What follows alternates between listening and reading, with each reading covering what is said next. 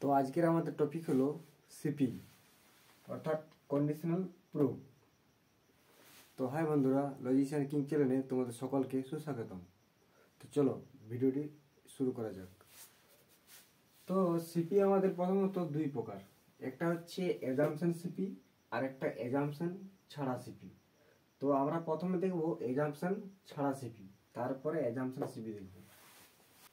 Assumption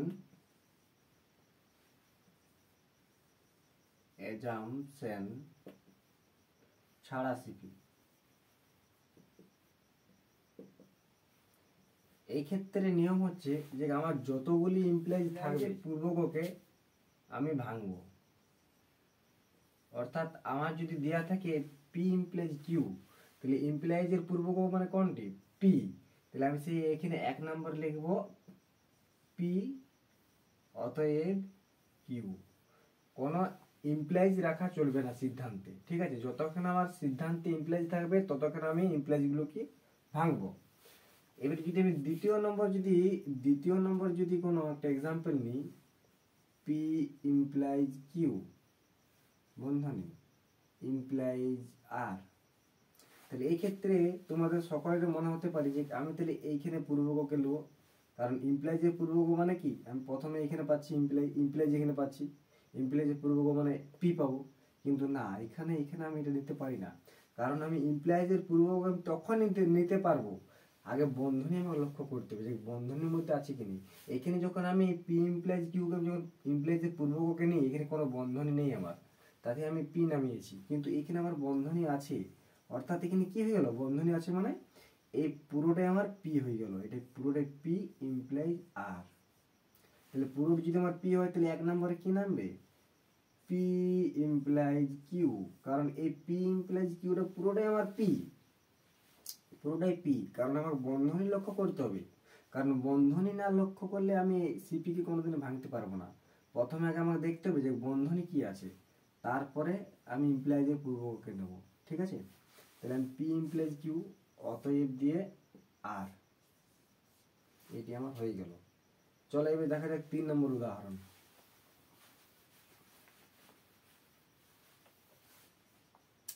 তাহলে আমি যদি 3 নম্বর উদাহরণ ধরি, পি ইমপ্লয়িজ কিউ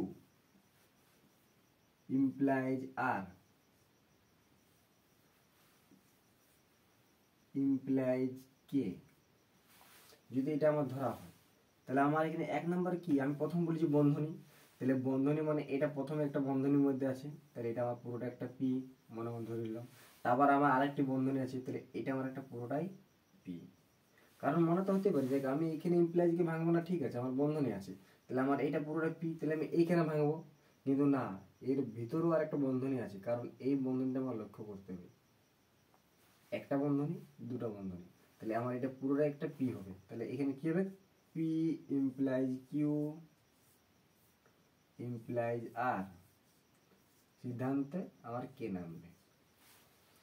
এবারে এটার সাথে যদি আমার এরকম দিয়ে থাকতো কে ইমপ্লয়িজ এম, তখন আমার কি হতো? তখন আমার হতো এটার থেকে এটা পুরোটা একটা বন্ধনী হলো, এটা থেকে বন্ধনী হওয়ার পরে তাহলে আবার এটা নামিয়েছি, আমি পি পেয়ে গেছি।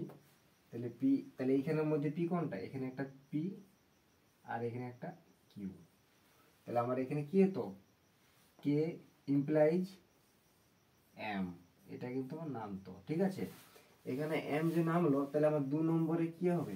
কারণ আমি বলেছি যে সিদ্ধান্তে ইমপ্লয়িজ থাকা চলবে না, তাই সিদ্ধান্তে আমার ইমপ্লয়িজ যেহেতু আছে, তাহলে এখানে আমার কি হবে? এখানে হবে কে, অতএব এম, এটি আমার হয়ে যাবে, ঠিক আছে?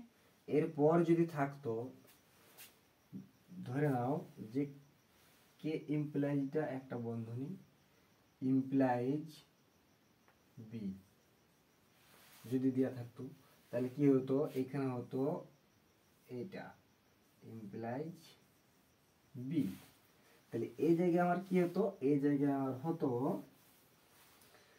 কে ইমপ্লয়িজ এম, কারণ এটা তখন আমার একটা পি হতো, এখান থেকে একটা পি, এখান থেকে একটা আমার কিউ, এখান থেকে একটা আমার পি কিউ আর, এটা হতো, ঠিক আছে? তাহলে আমি পি প্রথমে নামিয়েছি, ইমপ্লয়েজের পূর্বককে আমি নামিয়েছি, তাহলে এইখানে ইমপ্লয়েজের পূর্বককে নামাবো আমি। তাহলে আমার এখানে হবে কে ইমপ্লয়েজ এম, অতএব বি। অ্যাজাম্পশন ছাড়া সিপি এভাবে করতে হয়। প্রথমে আমি ইমপ্লয়েজের পূর্বককে নেব, ঠিক আছে, পূর্বককে আমি নেব, এমপ্লয়েজের পূর্বককে আমি নেব, ঠিক আছে, কিন্তু তার আগে আমাকে লক্ষ্য করতে হবে বন্ধনী, কোনটার কার ভিতরে বন্ধনী সেটাকে আমাকে লক্ষ্য করতে হবে, ঠিক আছে।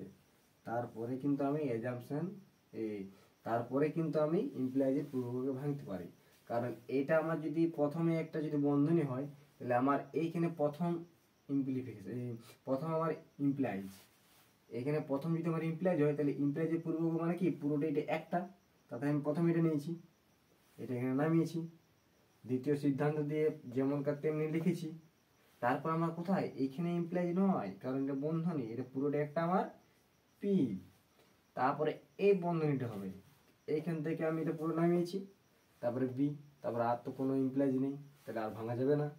এরপর এটাকে 90 রুলসে প্রমাণ করতে হয়, ঠিক আছে। এবার দেখবো আমরা অ্যাজাম্পশন সিপি। অ্যাজাম্পশন সিপির ক্ষেত্রে যদি কোনোটা দেওয়া থাকে এ ভেল বি ইমপ্লাইজ ডি ভেল ই,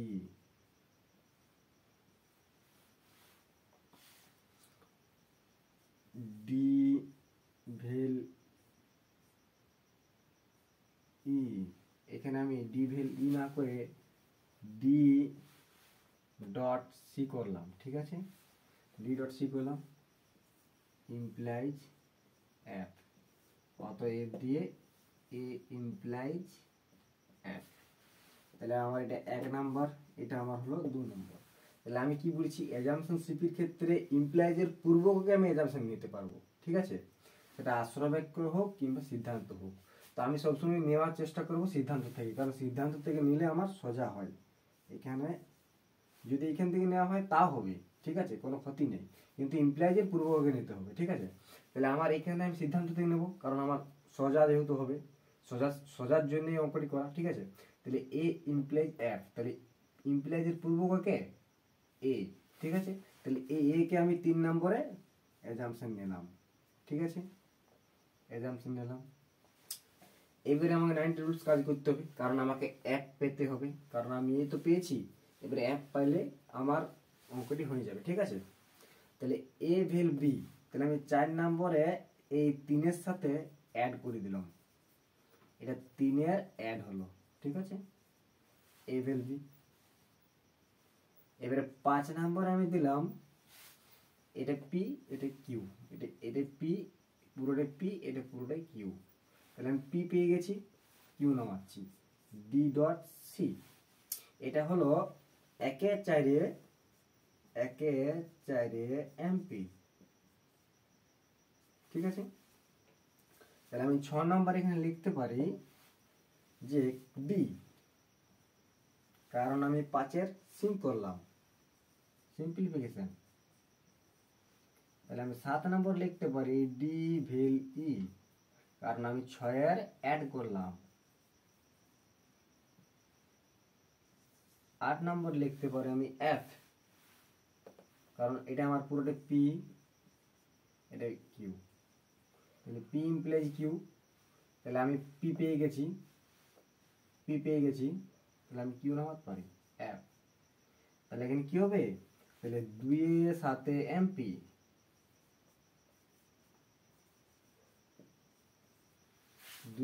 আমার এমপি। তাহলে আমি তো অ্যাপ পেয়ে গেছি, এখানে আমার অ্যাপ চেয়েছে, আর এ তো আমি প্রথমে অ্যাজাম্পশন নিয়েছি, তাহলে এরপর আমার কি করতে হবে, এবার আমাকে সিপি ক্লোজ করতে হবে ইমপ্লয়েজ দিয়ে, পরে ইমপ্লয়েজের পূর্বককে নিয়েছি, এবারে যখন অ্যাজাম্পশন সিপি যখন ক্লোজ করব তখন ইমপ্লয়েজ দিয়ে ক্লোজ করতে হবে। তাহলে এই জায়গা থেকে এতনিক আমার ক্লোজ, তাহলে আমার 9 নাম্বার হবে। প্রথমে আমি কি পেয়েছি, প্রথম অ্যাজাম্পশন নিয়েছি এ, তাহলে আমার এ, তারপরে সিপি বন্ধনী যেহেতু ক্লোজ করলাম, তাহলে আমার এখানে ইমপ্লয়েজ ইমপ্লাইজ কি পেয়েছি লাস্টে, আমি 8 নাম্বার পেয়েছি, 8 নাম্বার তো আমার লাস্ট, 8 নাম্বার আমি পেয়েছি এফ, 8 নাম্বার পেয়েছি আমি এফ। তাহলে আমার কি হলো, 3 থেকে 8 পর্যন্ত সিপি, 3 থেকে 8 পর্যন্ত সিপি।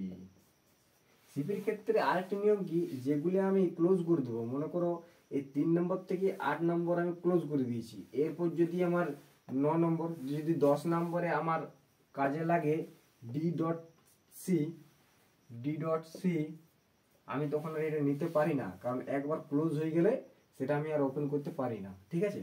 কারণ আমি 3 থেকে 8 পর্যন্ত যেগুলি আমার 3 থেকে 8-এর মধ্যে রয়েছে সেগুলি আমি আর কাজে লাগাতে পারি না, 10 নম্বরে আমি কাজে লাগাতে পারি না, ঠিক আছে, যেহেতু আমার সিপি ক্লোজ হয়ে গেছে। সিপি যদি ক্লোজ না হতো, অর্থাৎ যদি এই ডাড়িটি যদি না আসতো, ঠিক আছে, আর এটি যদি আমি না লিখতাম, তাহলে আমি 10 নম্বরে আমি এখান থেকে ডি ডট সি থেকে আমি সি নামাজ পারতাম, এবং ডি ডট সি থেকে আমি সিম্পলিফিকেশন করে ডিও পেতে পারতাম, কিন্তু এইখানে নামা যায় না, যেহেতু ক্লোজ হয়ে যায়, যখন এখানে ক্লোজ হয়ে যাবে তখন আর কিন্তু নামা যাবে না, এটা আমাদের মাথায় রাখতে হবে সবসময়। 10 নম্বরে আমি সি পেতে পারি না, কারণ পাঁচের আমি সিম করতে পারি না, এটা কোনোদিন হবে না, ঠিক আছে, কারণ একবার এজাম্পশন ক্লোজ হয়ে গেছে, ক্লোজ হয়ে গেলে আমি আর ওকে নিতে পারি না। তো বন্ধুরা, ভিডিওটি ভালো লাগে থাকলে লাইক শেয়ার কমেন্ট অবশ্যই করে দেবে। তো ভিডিওটি দেখার জন্য সকলকে ধন্যবাদ।